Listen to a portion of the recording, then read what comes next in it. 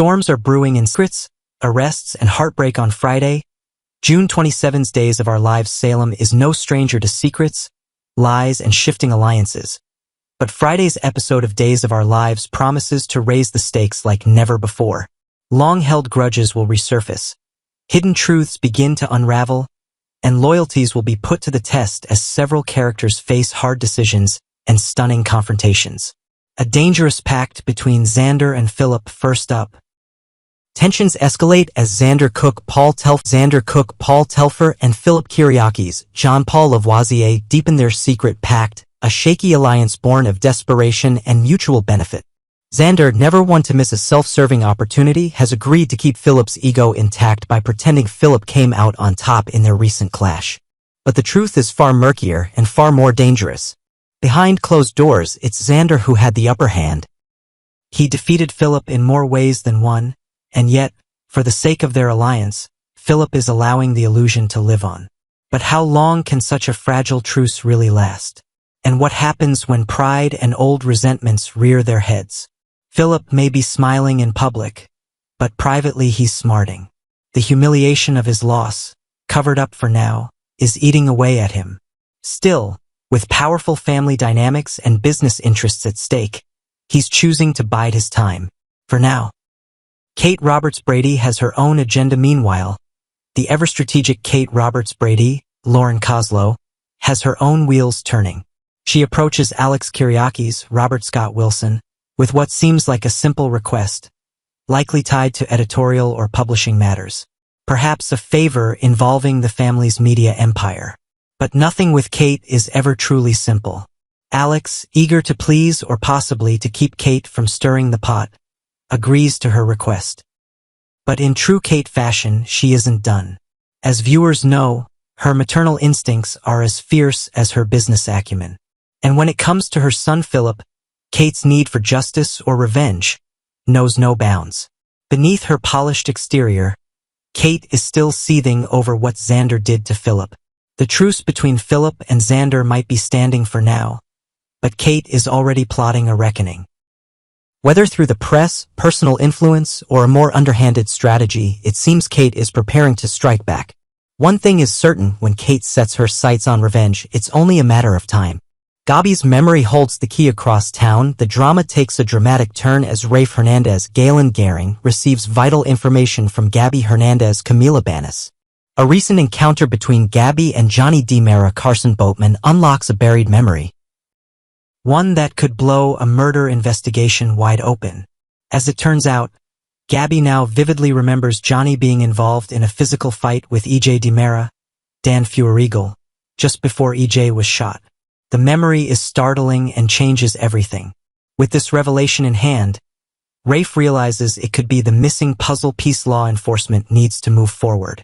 Rafe wastes no time in passing this key information to the right authorities. And that's when the plot truly thickens.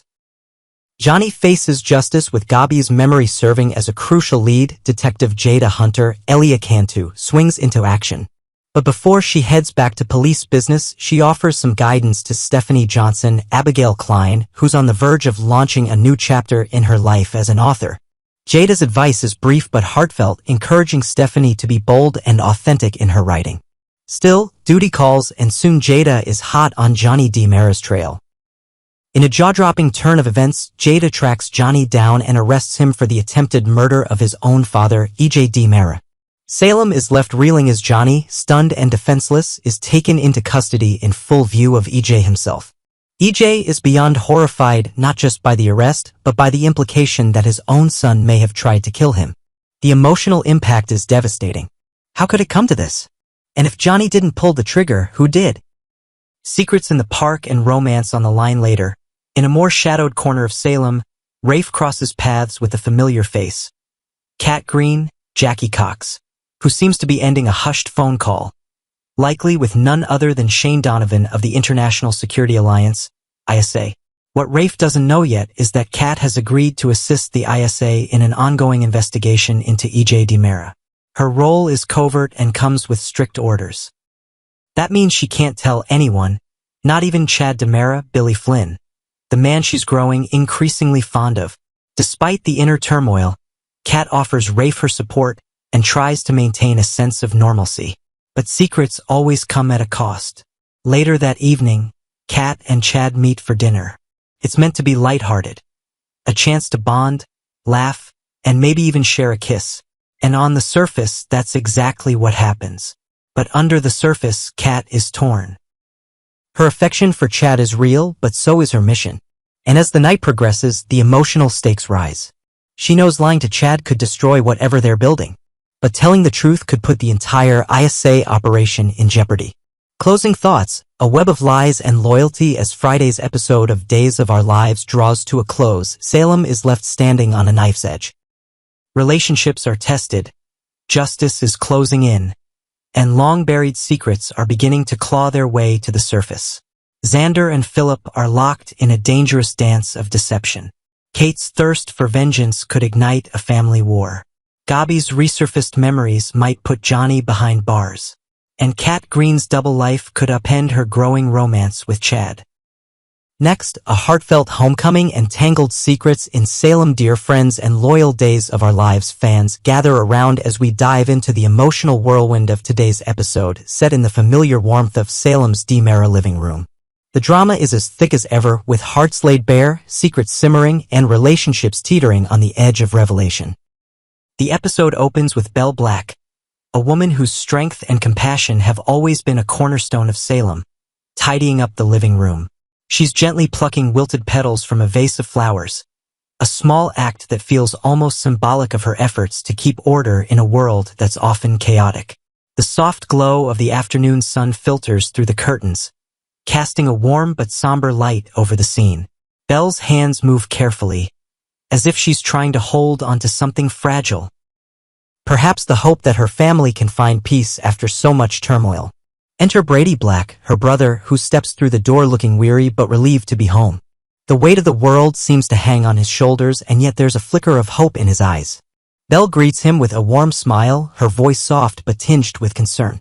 "You're home," she says, setting aside the flowers. "How's everything going with the wedding plans?"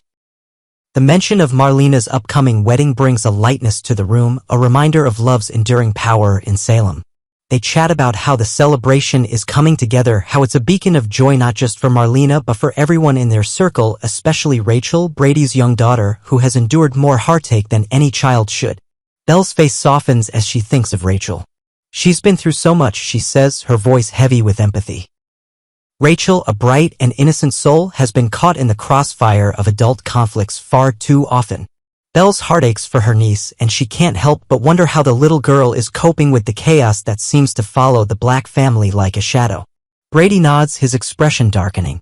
"You have no idea," he murmurs, his words hanging in the air like a storm cloud. Belle freezes, her eyes locking onto his. "What do you mean?" she asks, her voice barely above a whisper. What Brady reveals next sends a chill down her spine, pulling her and us into the depths of a story that's as heartbreaking as it is shocking. A father's desperate deal. Brady's voice is low, almost hesitant, as he begins to unravel the extent of Rachel's recent trauma. The details are gut-wrenching, moments of fear and uncertainty that no child should ever face.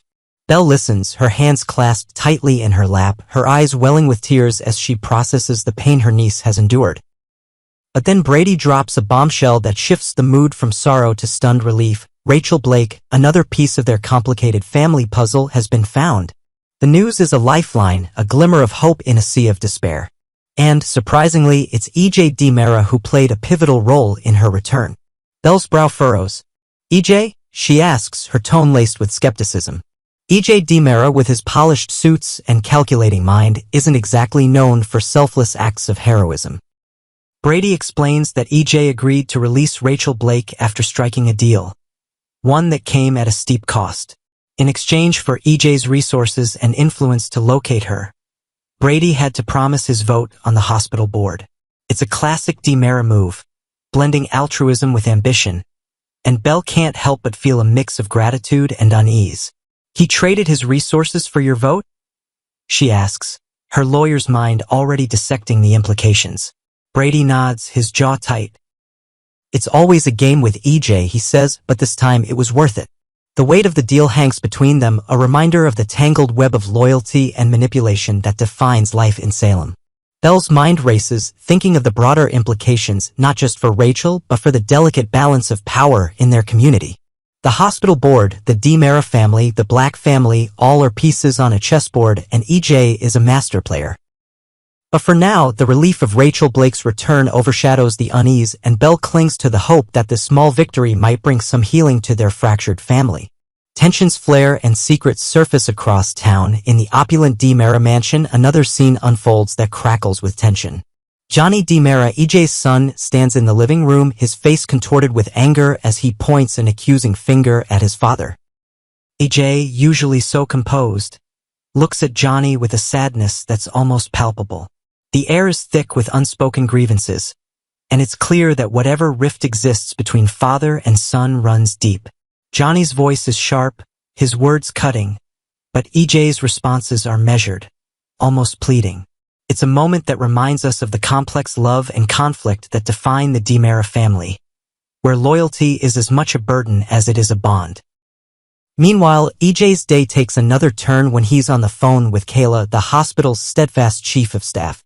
His voice rises, frustration spilling over as he argues about a board decision. The board has already voted, he snaps. We can't just do it again because Xander's been exonerated. Kayla, ever calm but firm, stands her ground before hanging up, leaving EJ to stew in his irritation. It's a stark reminder of the power struggles that ripple through Salem, where personal vendettas and professional ambitions collide with dizzying frequency. Enter Belle, who arrives at the DiMera mansion with questions of her own. She's not here as EJ's ally or adversary, but as a lawyer seeking answers, off the record. What's your role in finding Kristen's mother? She asks, her tone direct but cautious. EJ leans back, a faint smirk playing on his lips, but there's a weariness in his eyes. He explains the deal he struck with Kristen, mirroring the one with Brady, his resources to find Rachel Blake in exchange for Brady's vote. Belle's skepticism deepens.